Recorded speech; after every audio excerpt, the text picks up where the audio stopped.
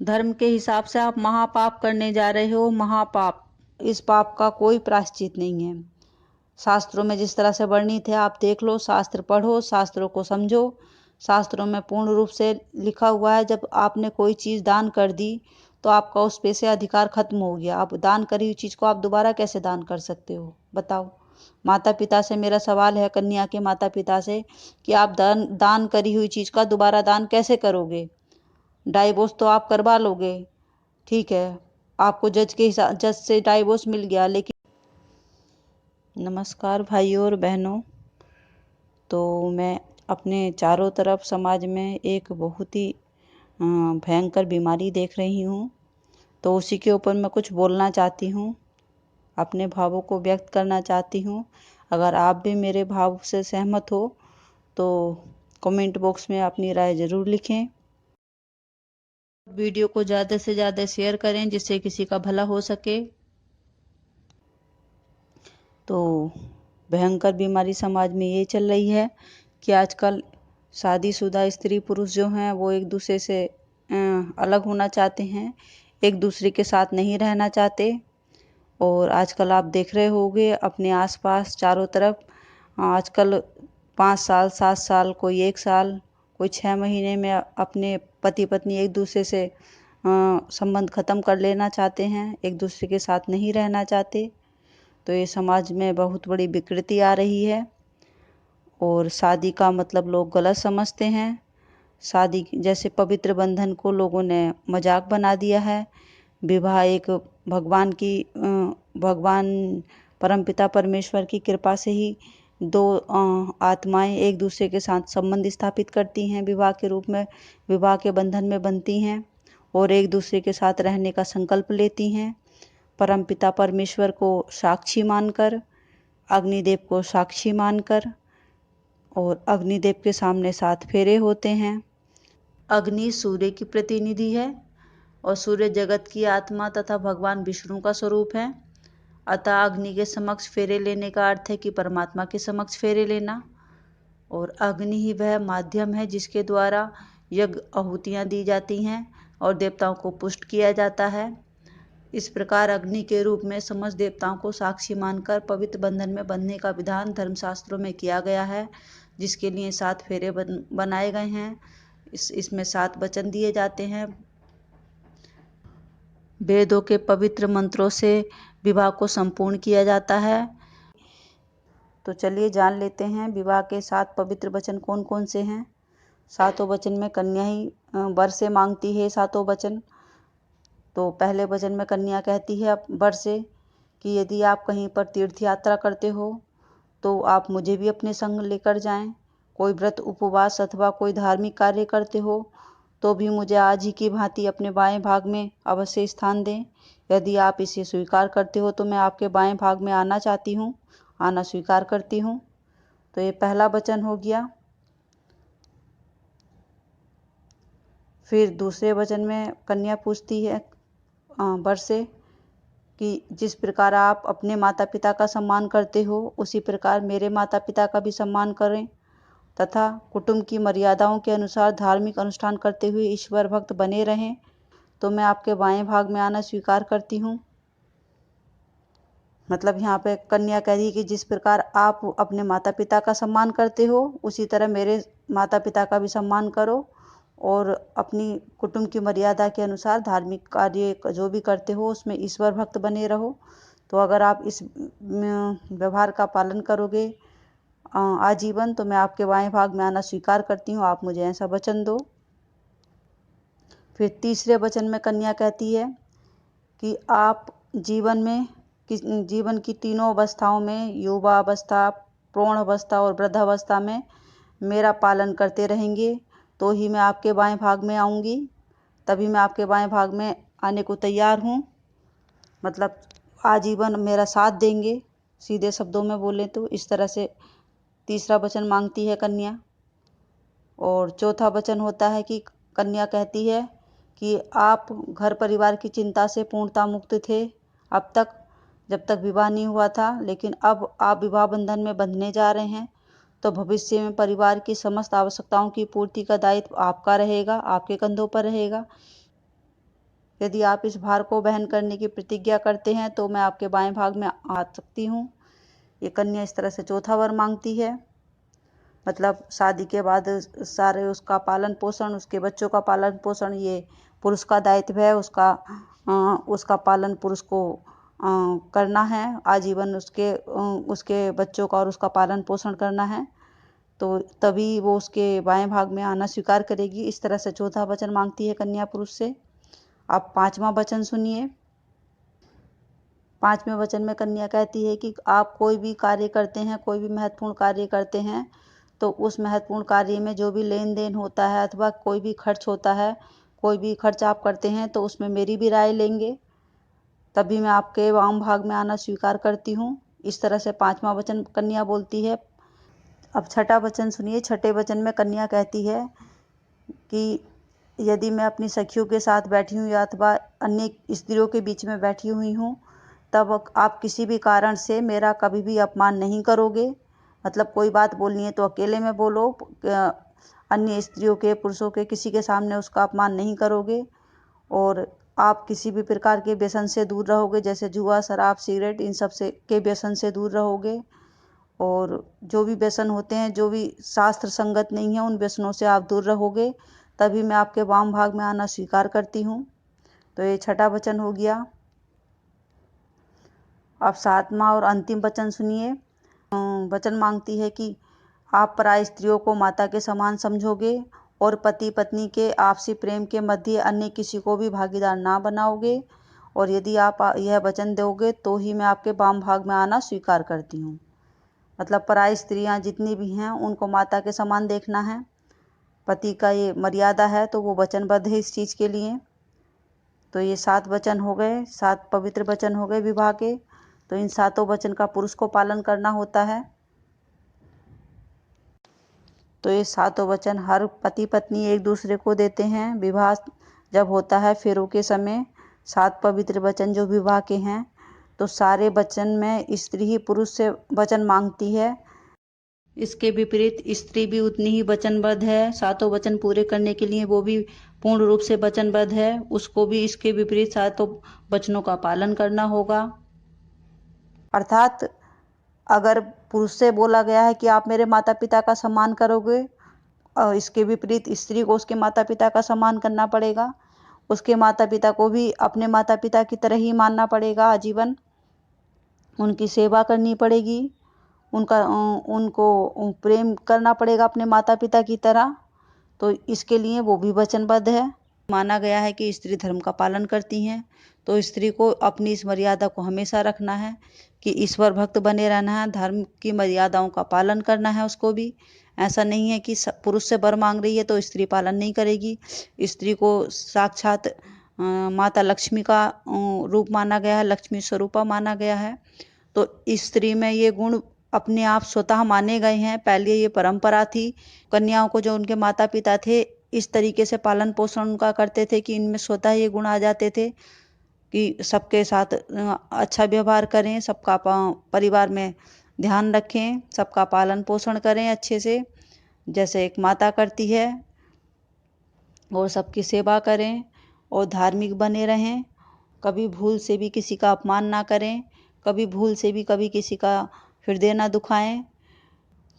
कहीं पर भी जाएं तो अपने पति का सम्मान करें, दूसरी स्त्रियों से के साथ रहें, किसी के भी साथ रहें, कहीं भी रहें तो जो पति ने बोला है उस तरह से उसकी आज्ञा का पालन करें, क्योंकि वो अपने आप को उसको समर्पित कर रही हैं, स्वामी हैं वो उनके, तो उनकी आज्ञा के अनुसार चलें। और पति से वरदान मांगती हैं कि धार्मिक मर्यादाओं के हिसाब से चलें और पालन पोषण करें परिवार का। तो पालन पोषण पति करेगा तो स्त्री को भी करना है। स्त्री को अपने बच्चों का प्रॉपर ध्यान रखना है, उसके परिवार का ध्यान रखना है। अपने परिवार का भरण पोषण करने के लिए अगर पुरुष कमाता है तो स्त्री को घर देखना है, उसको घर की मर्यादाओं का पालन पोषण आजीवन करना है, क्योंकि वो भी वचनबद्ध है, इसके लिए वचन दे चुकी है। तो ऐसा नहीं है कि पुरुष वचनबद्ध है तो स्त्री उससे मुंह मोड़ ले और बोले कि नहीं, मैं तो फ्री हूँ, मैंने तो ऐसा कोई वचन नहीं दिया। कन्या ने वचन मांगा है कि आप कोई भी खर्चा करो तो मुझे बता कर करो। तो इसका विपरीत स्त्री कोई भी खर्चा करे तो उसको पुरुष को अपने पति को बता के करना होगा, चाहे वो कोई भी बड़े से बड़ा खर्चा हो, छोटे से छोटा हो, तो अपने पति की आज्ञा से ही करना है, तो वो भी उसके लिए वचनबद्ध है। तो इस तरह से जो 7 वचन आपने सुने, उन 7 वचनों में जो कन्या वर से मांग रही है 7 वचन, उसके विपरीत उसको भी पालन करना है, वो भी उसके लिए वचनबद्ध है। तो यहाँ पे माता पिता जो हैं इस कन्याओं का बिल्कुल साथ ना दें। स्त्री दोनों को अपनी अपनी मर्यादाओं का पालन एकदम से करना है। अगर पुरुष व्यभिचार नहीं कर सकता, पुरुष को अगर बाहर में पर स्त्री को माता के समान देखना है और बहन के समान देखना है, तो इसके विपरीत स्त्री को भी पर पुरुष को भाई के समान और पिता के समान देखना है। ये दोनों के लिए है, दोनों इसका पालन करेंगे पूर्ण रूप से, तभी एक रिश्ता चल सकता है। 2 स्त्री पुरुष एक साथ चल सकते हैं। और माता पिता जो अपनी कन्या का दान कर चुके हैं, तो उनसे एक प्रार्थना है कि आप कन्या का दान कर चुके हो, तो कन्या दान करने के बाद आप अधिकारी नहीं हो कुछ भी, अपने दान आपने कर दिया, तो आप अपनी पुत्री के जीवन के बीच में आप नहीं बोल सकते। अब कोई बोले कि माता पिता को तो बोलना पड़ता है, बिल्कुल बोलना पड़ता है, लेकिन जो सारी मर्यादाएं हैं, अगर पुरुष के यहाँ से पूर्ण रूप से उसका पालन हो रहा है, उसके बाद नहीं बोल सकते, और पालन नहीं हो रहा तो समझा सकते हो केवल। ऐसा नहीं है कि आप अपनी पुत्री को शरण दें और बोलने कि रिश्ता नहीं चल रहा तो रिश्ता ख़त्म कर दो, हम तुम्हारा दोबारा विवाह करवाएंगे। माता पिता अपनी कन्या का दान कर चुके हैं और माता पिता के साथ कन्या पक्ष के सारे लोगों ने कन्यादान किया है, चाहे वो चाची चाचा हो, दादी दादा हो, नानी नाना हो, मामी मामा हो। कन्या पक्ष के जितने भी लोग हैं, सबने कन्या का हाथ बर के हाथ में दिया है, बर के हाथ में कन्या का दान दे के कन्यादान लिया है। तो अगर आप कन्यादान जब आपने कर दिया तो कन्या का दान हो चुका है, तो दान को आप वापिस कैसे ले सकते हो? अगर आप वापिस लेते हो तो ये घोर पाप है। इस पाप का कोई प्रायश्चित नहीं है। आपको जन्म जन्मांतर तक इस पाप का प्रायश्चित मिलेगा नहीं, क्योंकि आप दान करी हुई चीज वापिस नहीं ले सकते शास्त्र के अनुसार। जब आपने कोई चीज दान कर दी, तो कन्या के माता पिता ऐसा कर रहे हैं, तो समाज के लोगों को, दूसरे जो लोग हैं उसके चाची चाचा, मामी मामा, दादी दादा, बुआ, इन सबको रोकना चाहिए, क्योंकि घोर पाप में आप भी साथ दे रहे हो। क्योंकि आपने भी कन्यादान किया है, तो आपको भी उसको रोकना पड़ेगा। आप भी बराबर के भागीदार हो जाओगे उनके पाप में, अगर नहीं रोकते हो तो। आजकल आप देखने जाओगे कि दो लोगों के बीच संबंध विच्छेद का कारण क्या है, पति पत्नी के बीच तलाक का कारण क्या है, तो उसका सबसे महत्वपूर्ण कारण यही निकलेगा कि दोनों पति पत्नी अपने कर्तव्यों का पालन ठीक प्रकार से नहीं कर रहे हैं। जैसे स्त्री है, स्त्री को अपने घर को, परिवार को, मतलब सास ससुर को अच्छे से देखना है, उनकी सेवा करनी है। तो से अगर स्त्री अपने कर्तव्यों का निर्वाह पूर्ण रूप से करती है, उसके बाद भी अगर उसके पति की तरफ से कोई परेशानी हो रही है, कोई दिक्कत हो रही है, तो उसके माता पिता हस्तक्षेप कर सकते हैं बीच में। अगर स्त्री उस दायित्व का, कर्तव्यों का पालन पूर्ण रूप से नहीं कर रही है, मतलब पति का सम्मान नहीं करती, पति की आज्ञा का पालन नहीं करती और उसके माता पिता का सम्मान नहीं करती, उसके माता पिता की आज्ञा का पालन नहीं करती, उनके भोजन की व्यवस्था नहीं करती और उसके अपने पति के घर को पूर्ण रूप से नहीं देखती है सही से, अपने बच्चों का पालन पोषण नहीं करना चाहती, पर पुरुष के साथ उसका ज़्यादा मेल जोल है या व्यभिचार कर रही है और अपने सखी सहेलियों के बीच अपने पति का अपमान कर रही है और और भी रिश्तेदारों के बीच अपमान कर रही है। और खर्चे में पूछो तो कोई भी खर्च करती है तो अपने पति से बिना पूछे खर्च कर रही है। अगर पति की इनकम 100 रुपये है तो वो 1000 रुपये उठा रही है, तो ये सब व्यभिचार है। ये जो उसने 7 वचन दी हैं उसके विपरीत आचरण कर रही है। अगर माता पिता अपनी पुत्री को इस तरह से देख रहे हैं और उसके बाद उनकी पुत्री आ रही है उनके पास कि नहीं, मेरे शौक मोज पूरे नहीं हो रहे, मेरा पालन पोषण सही से नहीं हो रहा, मेरे पति मेरा ख्याल नहीं रखते, इस तरह से शिकायतें लेकर आ रही है और अपने कर्तव्यों का निर्वाह नहीं कर रही है, तो माता पिता सावधान हो जाएं। जी हाँ, बिल्कुल सावधान हो जाएं, क्योंकि वो अगर अपनी पुत्री का साथ देते हैं उसके इस गलत व्यवहार में, तो वो भी पाप के भागी बनेंगे। आजीवन उनको ईश्वर क्षमा नहीं करेगा। आप पूछेंगे क्षमा क्यों नहीं करेगा ईश्वर? क्षमा इसलिए नहीं करेंगे ईश्वर क्योंकि आप परमपिता परमेश्वर को आप साक्षी मान के दान दे चुके हो अपनी पुत्री को, और पुत्री ने भी परमपिता परमेश्वर को साक्षी मान के, अग्नि को साक्षी मान के इन कर्तव्यों का निर्वाह करने के लिए हामी भरी है सबके सामने, सारे समाज के सामने, अग्नि देवता के सामने, परमपिता परमेश्वर के सामने।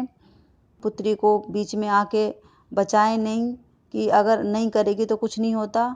नहीं, भगवान सब देख रहे हैं, ईश्वर सब देख रहे हैं, ईश्वर साक्षी हैं।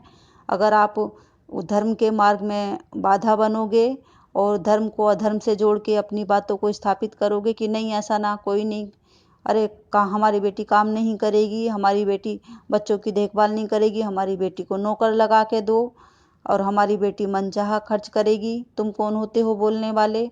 उसके सास ससुर कौन होते हैं बोलने वाले? सास ससुर की सेवा नहीं करेगी, हमारी बेटी जैसा चाहे वैसा आचरण करेगी, तो ये वचन के विपरीत बात है। वचन जो आपने दिया है आप उसके विपरीत आचरण कर रहे हो, तो ईश्वर आपको इस चीज़ के लिए क्षमा नहीं करेगा। और माता पिता, अभी आजकल देखा जा रहा है कि माता पिता अपनी कन्या का भरपूर साथ दे रहे हैं। अगर बेटी जैसे ही शादी होती है तो उस पर जिम्मेदारियां आती हैं और एक गृहस्थी का पूरा भार आ जाता है उसके ऊपर। भार क्या होता है कि अब उसको सुबह जल्दी उठना होगा, उसको खाना पीना बनाना होगा सबके लिए। अभी तक वो अपने माँ के घर पर आराम से सोती थी या जब मन चाहे तब उठती थी, कोई उस पर भार नहीं था किसी प्रकार का, क्योंकि उसके मैके में उसकी माँ अपने पूरे परिवार को देख रही थी, अपने परिवार का पालन पोषण कर रही थी, खुद जिम्मेदार थी। किंतु जब विवाह हो गया तो अब उसको अपने वचन के अनुसार अपने कर्तव्यों का निर्वाह भी करना होगा, और उसको जैसा कि वचनबद्ध है वो कि उसके माता पिता का भी उसको ध्यान रखना है।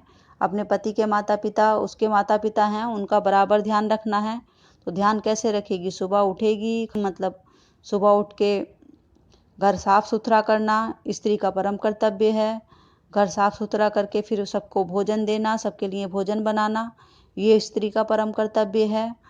तो इसका पालन करना है, और फिर अपने बच्चों का पालन पोषण करना है, वो भी उसका परम कर्तव्य है।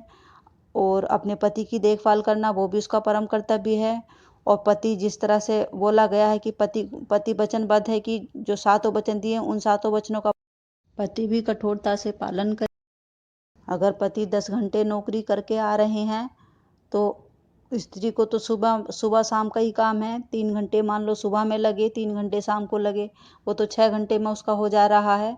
आप पुरुष 10 घंटे करके आ रहे हैं ऑलरेडी, तो वो अपने उसका निर्वाह सही से कर रहे हैं कर्तव्य का। अगर इनकम सही से कर रहे हैं, जितना जो उनका कैपेसिटी है उसके हिसाब से कोई भी कमाता है, तो वो अगर सही से चल रहे हैं, और आपकी पुत्री केवल और केवल इसी भाव से आपके पास आ जा रही है कि मेरे को नौकरानी बना के रख दिया, मैं कोई काम नहीं करूँगी, मेरे से काम करवाते हैं सब। पूछेंगे काम क्या करवाते, तो बोलेगी घर का झाड़ू पोछा करवाते हैं, बर्तन धुलवाते हैं, कपड़े धुलवाते हैं और रोटियां बनवाते हैं। तो इस तरह से बोलती है लड़की। तो भाई वो अलग क्या है, वो पूरे सारी दुनिया भर के लोगों को करना है, एक साधु संत को भी करना है।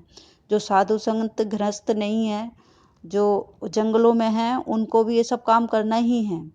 अगर इंसान का रूप लेके आप पैदा हुए हो तो आपको ये करना ही पड़ेगा। आप अकेले रहो या संग में रहो, ऐसा नहीं है कि आप इससे वंचित रहोगे, आपको ये करना ही पड़ेगा। अपने कर्तव्य का निर्वाह हर किसी को करना ही होता है। तो माता पिता जानते हैं कि ये गलत है, फिर भी अपनी बहू से सब काम करवा रहे हैं।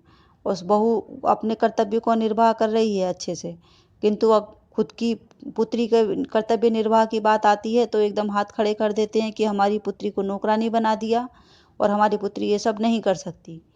तो ये बहुत ही पापाचार वाला आचरण है, ये पापयुक्त आचरण है। आप महापापी हो जो इस तरह का आचरण कर रहे हो और अपनी पुत्री को इस तरह का आचरण करवा रहे हो, उसके कर्तव्य मार्ग से उसको विचलित कर रहे हो। अगर कर्तव्य मार्ग से हटा रहे हो तो आप बहुत बड़ा पाप कर रहे हो, क्योंकि वचनबद्ध है वो और आप भी वचनबद्ध हो। आपने भी वचन दिया है कि हस्तक्षेप आप नहीं करोगे, पति पत्नी के बीच में कोई हस्तक्षेप नहीं कर सकता। तो आप अपनी पुत्री को दान कर चुके हो, तो आपका उस पर अधिकार बिल्कुल नहीं है कि आप इस तरह से उसको अधिकार का दुरुपयोग करें।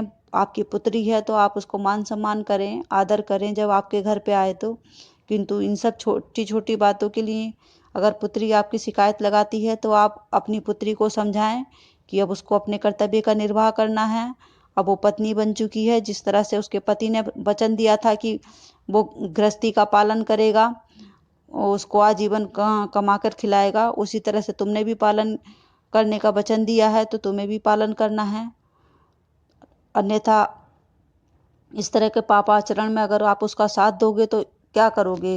दोनों का डाइवोर्स करवाओगे, तलाक करवाओगे पति पत्नी का, और जो बच्चे होंगे उनका जीवन बर्बाद होगा।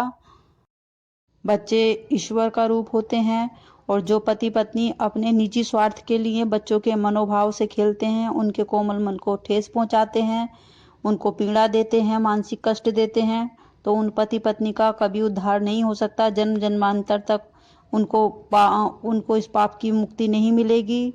जन्म जन्मांतर तक वो मानसिक कष्ट भोगेंगे, और हो सकता है इस जन्म में ज़्यादा बच्चों को सता देंगे तो अगले जन्म में उनको बच्चे ही प्राप्त ना हो, बच्चों के सुख से वंचित हो जाएं।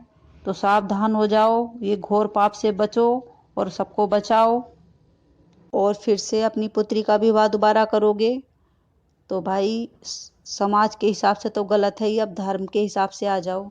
धर्म के हिसाब से आप महापाप करने जा रहे हो, महापाप।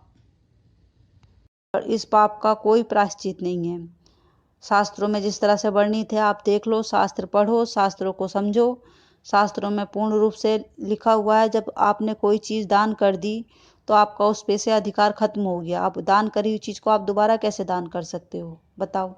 माता पिता से मेरा सवाल है, कन्या के माता पिता से, कि आप दान करी हुई चीज़ का दोबारा दान कैसे करोगे?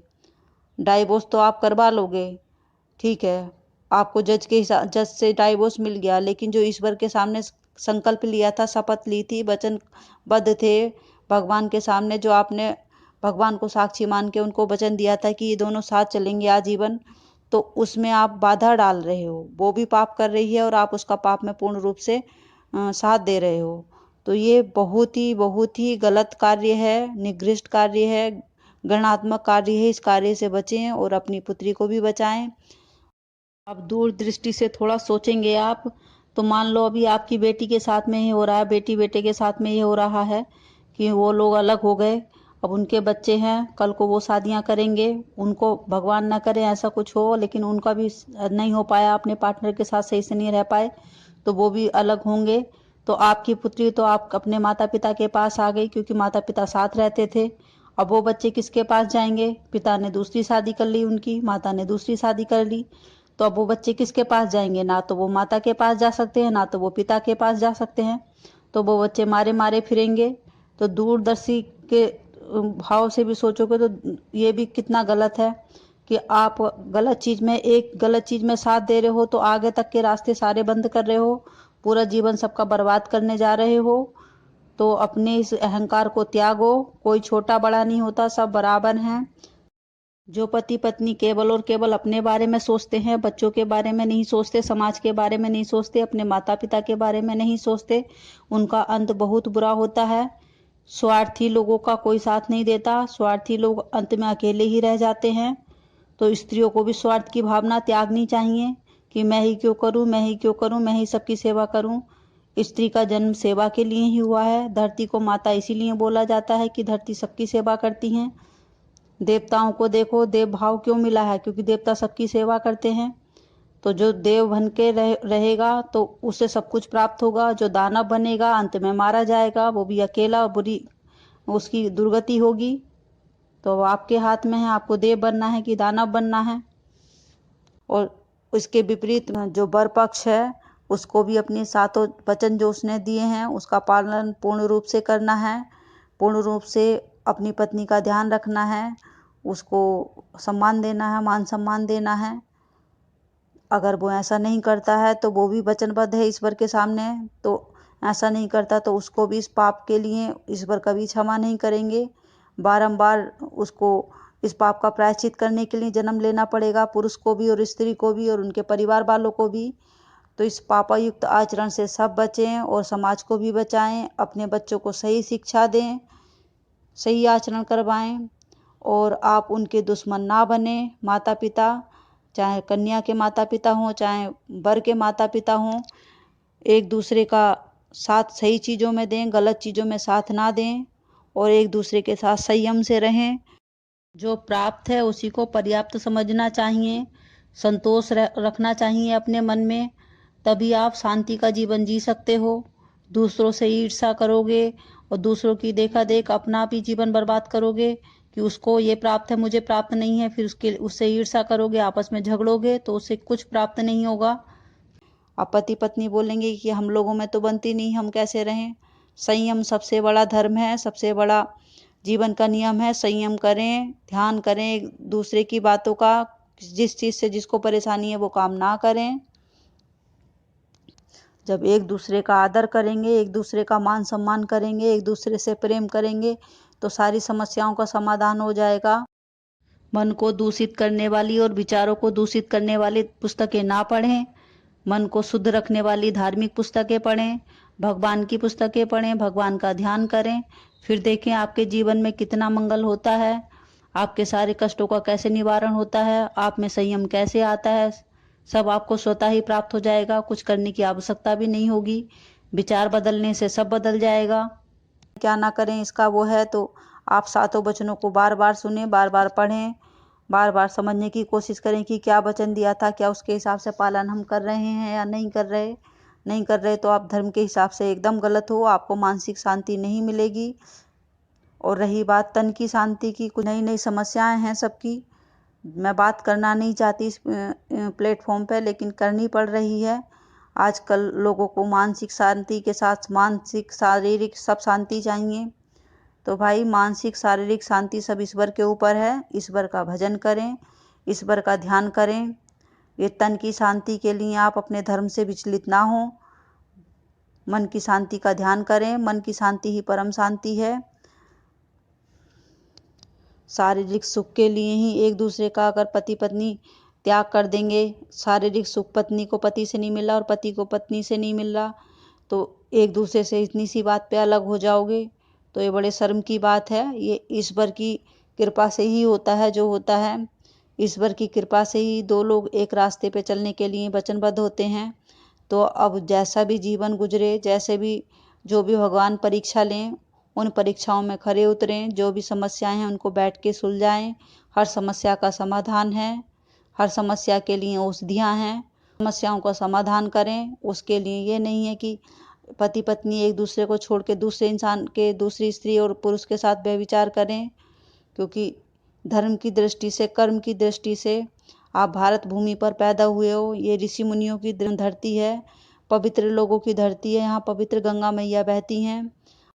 श्री राम की धरती है, ये श्री कृष्ण भगवान की धरती है। यहाँ माता सीता उत्पन्न हुई हैं इस धरती पर। कितनी परम पवित्र नारी थी। माता सीता को देखिए, उनका जीवन देखिए। भगवान श्री कृष्ण कहते हैं गोपियों से भागवत कथा में, भागवत कथा अगर आप सुनोगे तो उसमें बोलते हैं कि पति अगर कोढ़ी हो, लूला हो, लंगड़ा हो, अंधा हो, तो भी पति का त्याग नहीं करना चाहिए स्त्री को। ये घोर पाप है। इस घोर पाप का दंड जन्म जन्मांतर तक स्त्री को भोगना होगा अगर अपने पति को ऐसी अवस्था में छोड़ देगी तो। और यही बात पुरुष पे भी लागू होती है, पुरुष के लिए भी समान दंड है। तो सोचिए, भगवान श्री कृष्ण जब ये बात बोल रहे हैं तो इसको वचनबद्ध हो आप इसके लिए। आपको, आपने जो वचन दिया है उन वचनों का आपको पालन करना ही होगा। ये आपकी कर्म भूमि है, तो कर्म भूमि पे आपको अच्छे कर्म करके अपने भाग्य को खुद बनाना है।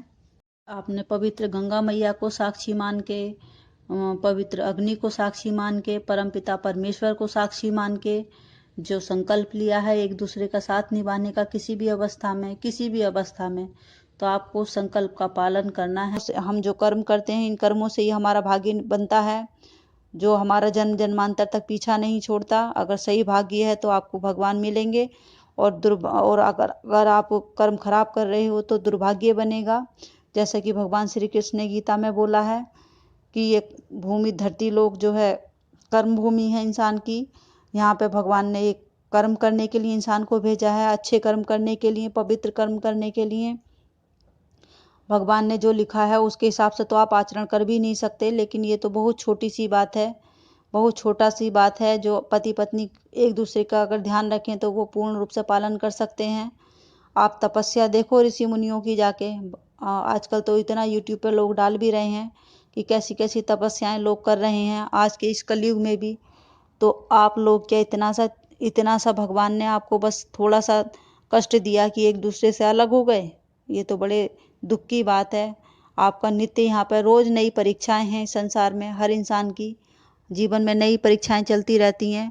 आपको इन परीक्षाओं में पास होना है, फेल नहीं होना है। अगर आप परीक्षाओं में पास हो जाओगे तो आपको परमात्मा की प्राप्ति होगी। ये क्योंकि ये तपलोक है, तपोभूमि है धरती लोक। तो अगर आप इस परीक्षा में उत्तीर्ण नहीं हो पाए तो आपको जन्म जन्मांतर तक जो कर्म खराब करोगे उन कर्मों का फल ईश्वर देंगे आपको। आप बोलोगे अरे कुछ भी बोल रही है भाई, गीता सुनो। गीता को सुनोगे तो आप समझोगे। श्रीमद् भगवत गीता में भगवान ने स्पष्ट रूप से बोला है कि जो नियत कर्म है उसको करो, फल की इच्छा मत करो। तो नियत कर्म तो अलग ही है, उस पर चर्चा करने जाएंगे तो बहुत बड़ी वीडियो हो जाएगी। किंतु जो आपने वचनबद्ध हो ईश्वर के सामने, जो वचन लिया है, तो उस वचन का आपको पालन करना ही होगा। जिस तरह से आप व्रत का वचन लेते हो, व्रत करते हो, कोई मान लो कोई व्रत करा आपने, कोई आपको कार्य करना था तो उसके लिए आपने बोला कि अरे 16 सोमवार व्रत करेंगे, अरे ये करेंगे, अरे वो करेंगे, तो उसका भी पालन करते हो ना। ऐसा तो नहीं है भगवान को साक्षी मान के आपने व्रत ले लिया तो उसका पालन नहीं करते। गंगा जल हाथ में उठा के कोई कसम लेते हो तो उस कसम का पालन करते हो, नहीं करते हो? तो इसी तरह से धरती मैया पे आके और आपने अग्नि वेदी के सामने वचन दिया है, वचनबद्ध हो पति पत्नी दोनों एक दूसरे के, तो आप कैसे एक दूसरे का वचन तोड़ सकते हो? ईश्वर आपको जन्म जन्म जन्मांतर तक इससे मुक्ति नहीं देगा। तो मैं आशा करती हूँ आप समझोगे और ये समस्या है, इन समस्याओं का समाधान करोगे, क्योंकि घर घर में ये समस्या हो रही है। लोग छोटी छोटी बातों पर एक दूसरे के साथ रहना नहीं चाहते। तो भाई किसी के साथ भी रहोगे, हर किसी के साथ यही समस्याएं आती हैं। ऐसा नहीं है कि आप परम सुखी हो जाओगे दूसरे के साथ जाके। हर किसी इंसान के साथ आपको कुछ ना कुछ समस्या मिलेगी ही, क्योंकि समस्याओं के बिना तो संसार है ही नहीं। या तो आप एकदम सब कुछ छोड़ छाड़ के गृहस्थ आश्रम छोड़ के सन्यासी बन जाओ, तब तब आपको सारी घरेलू समस्याओं से मुक्ति मिलेगी। तो सन्यासी तो आप बन ही नहीं सकते। सन्यासी बनना अपने आप में एक सौभाग्य की बात है, जो हर किसी के बस की बात नहीं है। उनका जीवन तो बहुत कष्टकारी होता है, लेकिन वो हंसी से खुशी से रहते हैं अपने जीवन में, ईश्वर का ध्यान करते हैं। तो आप भी गृहस्थ रहते हुए भी ये काम कर सकते हो। ईश्वर का ध्यान कीजिए, परोपकार कीजिए, तन मन से भगवान का भजन कीजिए, एक दूसरे का सम्मान कीजिए। आपका परिवार फिर से बन जाएगा, आप फिर से सुखी हो जाओगे। तो मैं आशा करती हूँ कि आप लोगों को समझ में आया होगा। और जो माता पिता गलत काम में अपनी बेटी का साथ दे रहे हैं या बेटे का साथ दे रहे हैं, तो वो इस पाप से बचें। नहीं तो अभी तो आप थोड़ा सा कष्ट मिल रहा है तो बिलबिला जा रहे हो, और जब भगवान आपको जन्म जन्मांतर का कष्ट देंगे, उस पीड़ा को आप नहीं सह पाओगे। उस पीड़ा से आप अपने आप को मुक्त करना चाहोगे, लेकिन हो नहीं पाओगे। तो मैं हाथ जोड़ के प्रार्थना करती हूँ हर माता पिता से कि मेरी बात पर ध्यान दें और समस्याओं का समाधान ढूंढें, समस्या को और बड़ी समस्या ना बनाएं। आप सोचते हो कि आपकी पुत्री काम करेगी घर का तो उसका शरीर खराब हो जाएगा, अगर काम नहीं करेगी तब उसका शरीर खराब होगा। आप लोग उल्टी विद्या पढ़ गए हो आजकल, इसको अपने ज्ञान को सही कीजिए। अपनी पुत्रियों को संतोष में रहना सिखाइए, उनको सही ज्ञान दीजिए, बड़ों का आदर करना सिखाइए, जिससे वो किसी का अपमान ना करें, सबका सम्मान करें। दूसरे घर जाना है उनको, इसी भाव से उनका पालन पोषण कीजिए, तब आप इस कर्ज से मुक्ति पा सकते हो। आजकल देखा जाता है कि औरतें लेटी रहती हैं, पड़ी रहती हैं, बस खाया पिया और मोबाइल देखा, खाया पिया मोबाइल देखा। इससे क्या हो रहा है, शरीर दुर्बल हो रहा है, शरीर की क्षमताएं खत्म हो रही हैं, धीरे धीरे शरीर और बूढ़ा हो जा रहा है, शरीर मोटा पड़ रहा है, 50 तरह के रोग घेर रहे हैं। और पुराने समय में स्त्रियां कितना काम करती थी, तो उन कामों को करने से उनका शरीर एकदम अच्छा रहता था, ठीक रहती थी वो, और शरीर की क्षमताएं भी बढ़ी रहती थी।